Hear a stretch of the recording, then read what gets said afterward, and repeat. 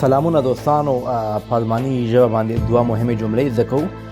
دوستانو، موږ کله چې موږ له چا څخه پوښتنه کوو چې آیا ستاسو دفتر دلته نږدې دی یا نږدې شته دی، چې هر ځای کې وي چې آیا ستاسو دفتر دلته نږدې شته دی، د مثال په طور کاریتاس ته ورځو، سوسیال ته ورځو یا د بانف والا ته وایو، نو دغه جمله موږ په الماني ژبه داسې وایو چې آیا ستاسو دفتر دلته نږدې دی. دا وایو داسې: Ist Ihre Büro hier in der Nähe?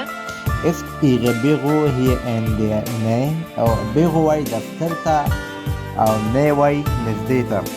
د مثال په طور زه وایم چې د بانف دفترونه په ډېرو ښارونو کې دي.